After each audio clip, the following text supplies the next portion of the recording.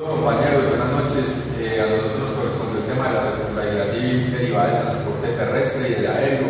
Nuestro grupo está conformado por Mario Jaramillo, César Augusto Arcila, quien les habla, Fernando Quiroz.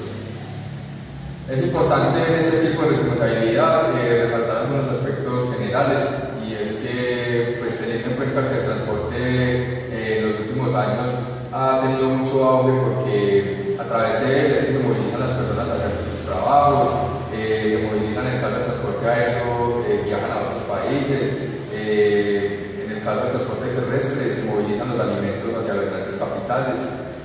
Es importante saber que a partir de la promulgación de la ley Gravier en Francia, el 17 de marzo de 1905, se empezó a reconocer la responsabilidad del transportador de cuanto a mercadería por tierra, que es que debía responder por todos los daños y averías que sufrían las cosas transportadas, excepto en los eventos de fuerza mayor.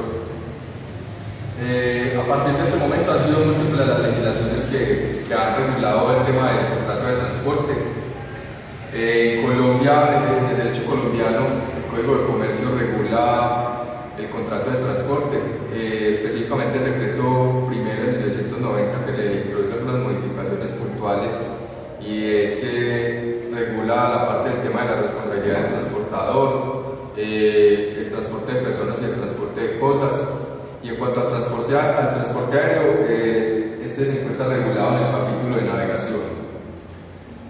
A semejanza de otros países, en el derecho colombiano, el transporte comercial se regula por reglas del derecho privado y del público, dado que las empresas, para poder desarrollar esta actividad de transporte, deben constituirlas con aquella finalidad. En el artículo 983 del Código de Comercio se indica que las empresas de transporte son de servicio público o de servicio particular. En cuanto a la reglamentación, las autorizaciones, permisos y sanciones en el transporte, esto es de competencia del derecho administrativo, y las relaciones jurídicas que se originan a partir de la prestación del servicio entre el transportador y usuario se regulan por los ordenamientos privados. Vamos a hablar acerca del contrato de transporte y el régimen de responsabilidad, acerca de la naturaleza del contrato de transporte y las obligaciones que genera. El contrato de transporte se encuentra definido en el artículo 981 del Código de Comercio y se indican las siguientes palabras: el transporte es un contrato por medio del cual una de las partes se obliga para con la otra, a cambio de un precio, a conducir de un lugar a otro por determinado medio y en el plazo fijado, personas o cosas, y entregar estas al destinatario. El contrato de transporte se perfecciona por el solo acuerdo de las partes y se lleva conforme a las reglas legales. ¿Cómo se prueba el contrato de transporte? Cuando se da libre consentimiento, el transportador automáticamente queda obligado al desplazamiento de las personas o cosas.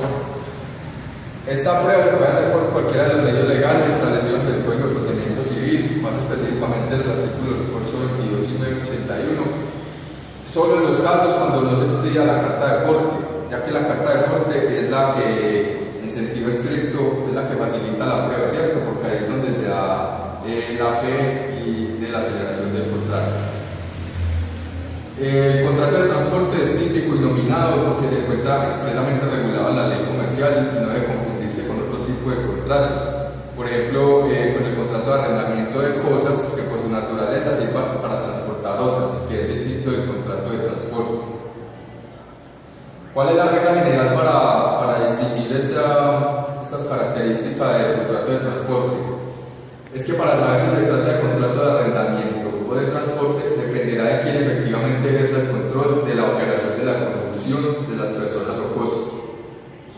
Entonces es importante hacer dos distinciones. La primera es que si se entrega el goce del vehículo sin conductor, es claro que será un contrato de arrendamiento de cosas, porque ahí se ve que la operación de conducir a las personas o del vehículo se da por la persona que lo arrendó, ¿cierto? Por la cuenta de riesgo de la persona que arrendó el vehículo. O sea que en este caso se trataría de un contrato de arrendamiento, cuando se provee el vehículo sin conductor.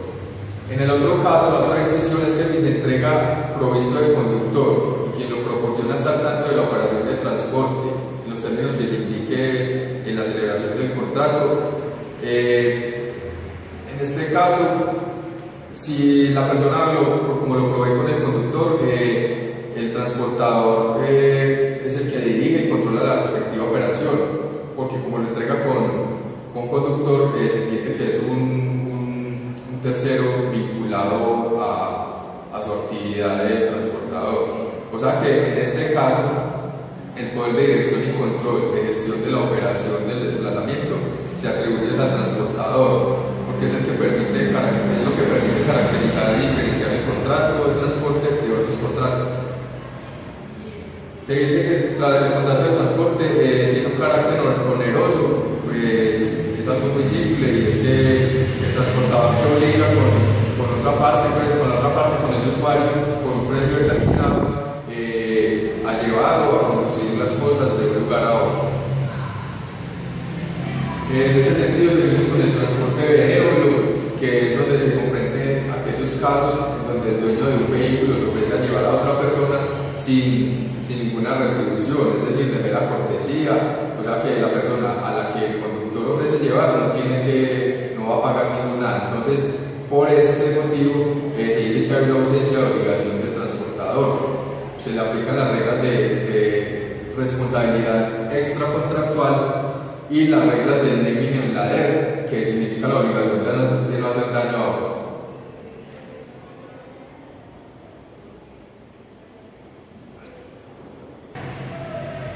Bueno, a diferencia del transporte benévolo y gratuito, es necesario entender que este tipo de transporte, para que se tenga como un contrato mercantil, debe ser accesorio de otro contrato mercantil. Me explico: si por decir hay un jefe en una empresa y se ofrece a un transporte gratuito, ahí se le puede aplicar las reglas de la responsabilidad contractual, porque ya existe un contrato previamente entre las personas que se transportan y el jefe. Entonces, en este sentido, para poder aplicar esta regla de transporte gratuito tiene que ser accesorio de otro, porque si no es accesorio de otro, entonces ya estaríamos hablando de un transporte benévolo.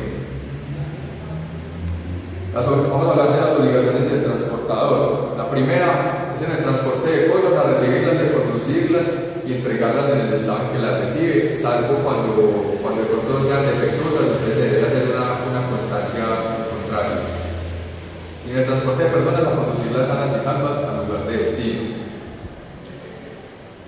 La responsabilidad contractual. Las obligaciones del transportador son, sin lugar a dudas, de resultado, y es porque en el momento en que se hace la celebración de este contrato, el transportador automáticamente se obliga con el usuario, bien sea a transportar una cosa o a transportar las personas, ¿cierto? Entonces, ese incumplimiento es lo que lleva a una responsabilidad típicamente contractual, que es de acuerdo al contrato de transporte. La obligación de seguridad de resultado ha sido denominada por la doctrina, por la jurisprudencia colombiana, en que se traduce en el deber de conducir de un sitio a otro las personas o cosas y entregarlas en el lugar conveniente. La prescripción de la acción. De acuerdo con el artículo 993 del Código de Comercio, las acciones directas o indirectas provenientes del contrato de transporte prescriben en 2 años. El término de prescripción correrá desde el día en que haya concluido o debido cumplir la obligación de conducción, y es un término inmodificable para las partes. En el artículo 992 del Código de Comercio se señalan los efectos en los cuales se aplica la exoneración total o parcial del transportador.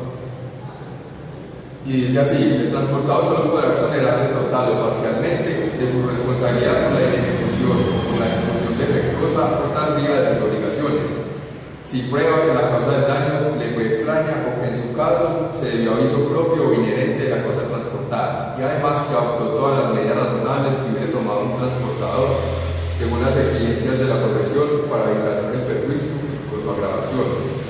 En este sentido, el transportador lleva implícito en sí una presunción de culpa, ¿cierto?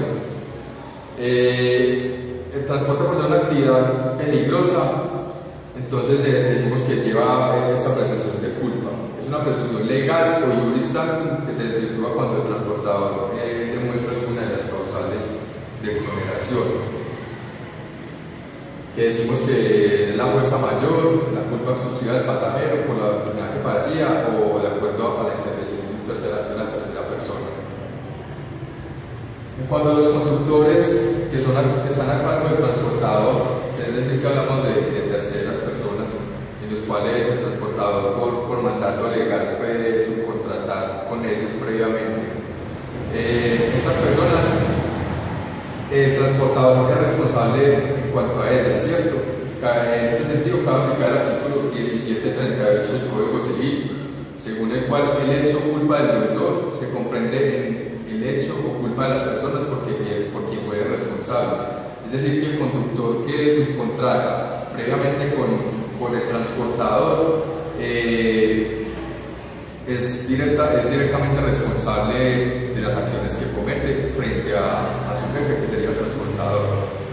Este tipo de responsabilidad es llamada responsabilidad contractual por el hecho de otro, que la vimos en una anterior exposición con otros compañeros y se encuentra consagrada en el artículo 984 del Código de Comercio, y es en los eventos en que el transportador ha contratado con la libertad que hablábamos ahora, que le permite la ley, con terceras personas.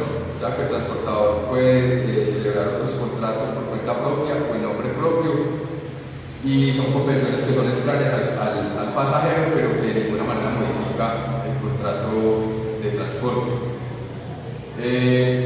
Otro aspecto y otro tema importante de estas generalidades de la responsabilidad del transporte es la responsabilidad por varios transportadores. Y es que la ejecución del contrato de transporte se puede ejecutar sucesivamente por varios transportadores. En este caso se deben observar unas reglas previas. La primera es que los transportadores serán responsables solidariamente. Cada uno de los transportadores intermedios será responsable de los daños ocurridos a su cuidado.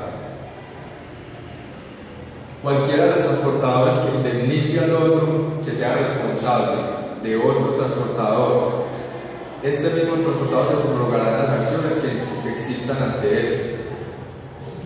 Si no se pudiera establecer el trayecto en que hayan ocurrido los daños, el transportador que los pague podrá accionar contra cada transportador el recorrido de cada cual en la misma cuota correspondiente.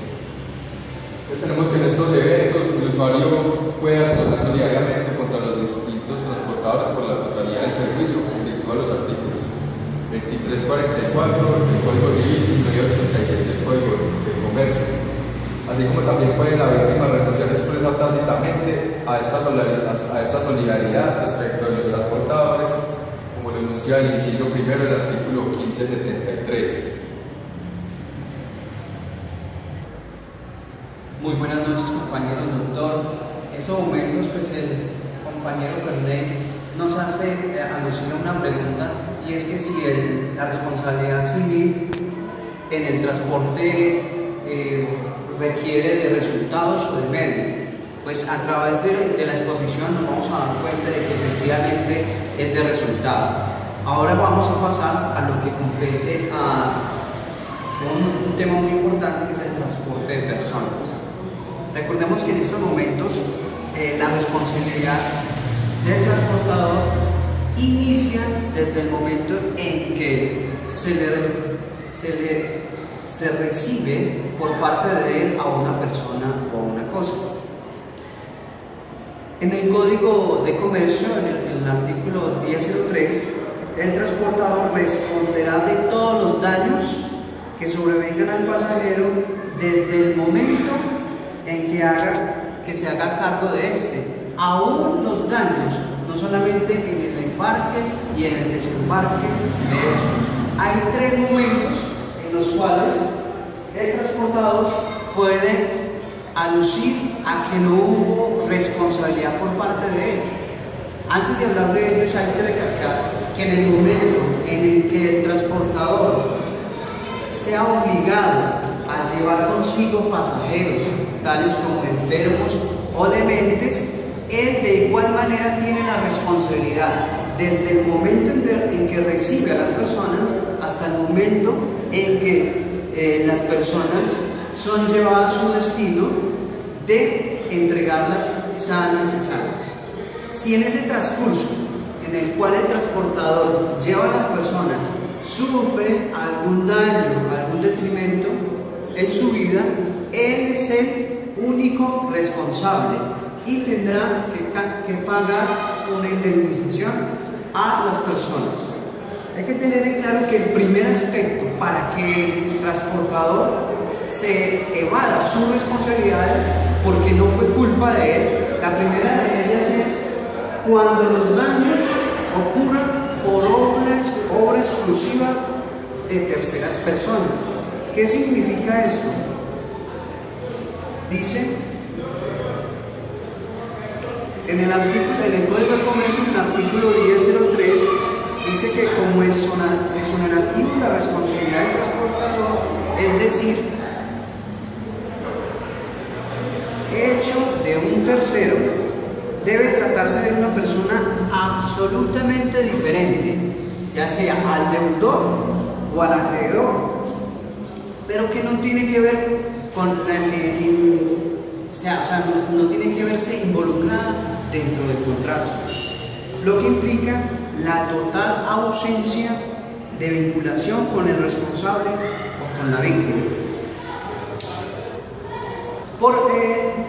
Según la Corte, y también la Corte se ha pronunciado en cuanto a las responsabilidades o la exoneración de la responsabilidad del transportador, él dice lo siguiente: según la Corte, la sentencia citada, un hecho será impredecible cuando se trate de un acontecer súbito, sorpresivo, excepcional, de rara ocurrencia, e irreversible cuando sea inevitable, fatal, imposible de superar en sus consecuencias.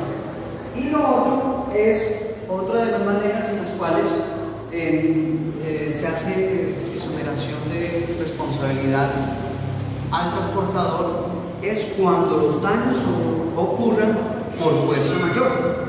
Para ello, el artículo mismo, el 1003 del Código de Comercio, dice que debe tratarse por supuesto de un acontecimiento impredecible o irreversible, de acuerdo con el artículo primero de la Ley 95 de 1890, en cuya ocurrencia no haya tenido el transportador injerencia alguna ni por ende haber participado en su realización. En este evento de fuerza mayor, desde luego, se asimila en cuanto a sus efectos el caso fortuito, dado que el legislador colombiano al respecto no establece distinción alguna. Lo otro es que dentro de las sentencias o las pronunciaciones de la Corte ha fijado que no se debe enumerar casos fortuitos o fuerza mayor. Aún él coloca un ejemplo en la Ley 95 de 1890 y dice que precisamente la jurisprudencia nacional, teniendo en cuenta lo que acaba de afirmar y los hechos que señala la ley como ejemplos de fuerza mayor o caso fortuito, ha afirmado los siguientes: el primero, el naufragio, y el segundo, el apresamiento de enemigos. Como dije, cabe recalcar que eso depende de las circunstancias y del cuidado que haya puesto el deudor para prevenirlos. Si el deudor, dice la ley, a sabiendas se embarca en una nave averiada que zozobra, si temerariamente se expone a la acción de sus enemigos o comete faltas que lo coloquen a merced de la autoridad o no toma las medidas adecuadas que hubiera evitado la inundación de su propiedad, pues en esos momentos tiene responsabilidad. Tampoco pues habla de que hay una serie de catálogos en los cuales se exime de responsabilidad a los transportadores. Y como tercer punto, hablan precisamente de que cuando los daños ocurran por obra exclusiva del pasajero. Este es un tema muy importante porque habla precisamente que, indicado nuevamente el artículo 1003 del Código de Comercio, es decir, culpa exclusiva del pasajero o enfermedades o lesiones orgánicas de este que haya sido el origen del siniestro, no agravadas a consecuencia de hechos imputables al transportador, naturalmente debe ser la única causa del daño sufrido por el pasajero para que opere la exoneración por incumplimiento. Para ello, pues la Corte cita o este documento que queremos entregarles el día de hoy, habla de una sentencia del Tribunal Superior de Medellín, y él habla de un caso puntual, precisamente de un transporte público. Se sube el pasajero y no pasa a la registradora, sino que queda en las escaleras, precisamente en la entrada de este vehículo. Pero más adelante, el conductor tiene que hacer una maniobra inesperada, porque casi colisiona con un vehículo, a tal grado que este pasajero que se encontraba en las gradas sin pasar la registradora cae al pavimento y posteriormente al siguiente día muere en una clínica. Dice la Corte que efectivamente absolvió a la compañía demandada porque ellos se defendieron con la siguiente hipótesis. Ellos decían que efectivamente el conductor le dijo al pasajero, que estaba ebrio, por cierto, que pasara que primero que ya estaba el cupo completo, por lo tanto no podría llevarlo. Él se subió y no hizo caso a la sugerencia del conductor, que obviamente pues era pasar. Entonces, por la atenuante que tenía el pasajero de estar en un estado de embriaguez altamente alcohólico, pues precisamente el Tribunal Superior de Medellín lo absuelve. Esto en cuanto a que los daños ocurran por obra y subsidio del pasajero, como ejemplo. Otro de los temas que, para culminar, es el transporte de cosas. Para ello, se habla, dentro del transporte de cosas, se habla de las obligaciones del transportador. En el Código de Comercio, estamos hablando del artículo 982, numeral 1, se habla de las obligaciones. Dentro de las obligaciones, el transportador dice, está obligado dentro del contrato de transporte de cosas a primero recibirlas, conducirlas y entregarlas en el estado en que las reciben, las cuales se presumen en buen estado, salvo constancia en contrario.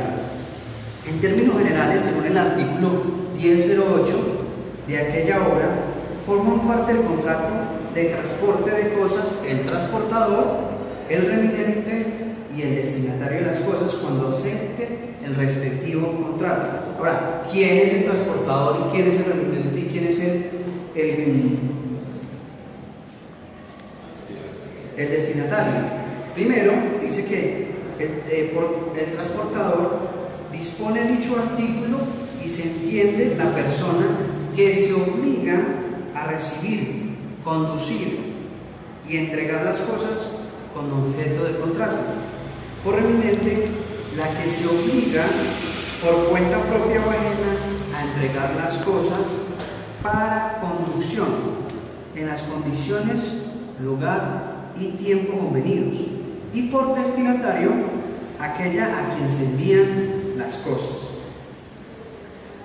Dice que, pues bien, a juicio de la jurisprudencia nacional, tratándose del transporte de cosas, asume la calidad de partes de un lado el remitente, que es la persona que obliga y por cuenta propia o ajena a entregar las cosas que deben ser acarreadas en las condiciones, lugar y tiempo convenido. Y de otro lado, el transportador, que es quien se compromete a recibir, conducir y entregar los objetos materiales del convenio.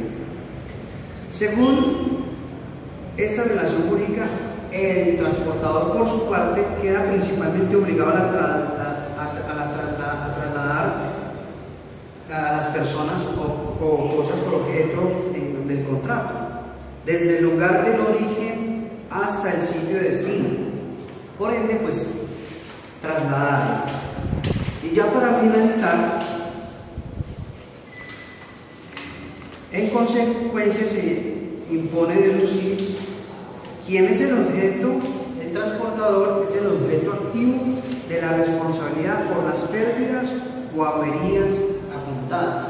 En muchas ocasiones el transportador surge robo o hurto o pérdida de aquellas cosas que le son encomendadas. Para esto, pues obviamente la Corte ha citado lo siguiente. Dice, lo anterior quiere decir que el robo, el hurto o el atraco que sufren los transportadores de carga son acontecimientos que por sí solos no constituyen fuerza mayor o caso fortuito. Es decir, que para este atenuante cabe decir finalmente que de conformidad con el artículo 1031 del Código de Comercio, modificado por el artículo 39 del decreto primero de 1990, se regulan varias situaciones indemnizatorias que en compendio son las siguientes. Voy a leer tres solamente. La primera, en caso de pérdida total de las cosas transportadas, la indemnización del transportador será la correspondiente al valor declarado por el remitente para la carga siniestra. Otra de las indemnizaciones es si el remitente no suministra el valor de las mercancías a más tardar al momento de la entrega o declare un valor superior a su costo real, más embalajes, impuestos, fletes, seguros, el transportador solo estará obligado a pagar el 80% del valor aprobado que tuviera su costo real. Dice que, por último, en el evento de retardo en la entrega, las partes pueden acordar la indemnización que corresponda y, de no hacerlo, será la que se fije judicialmente. Entonces vemos aquí las obligaciones que realmente van a encajar sobre el transportador si él, pues obviamente, pierde la cosa. Acción. Buenas noches, compañeros.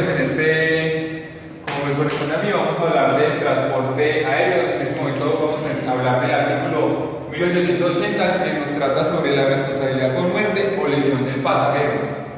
Esto nos dice que el transportador es responsable del daño causado en caso de muerte o lesión del pasajero, con solo la prueba de que el hecho lo causó se produjo a bordo de la aeronave o durante cualquier de las operaciones de embarque o desembarque.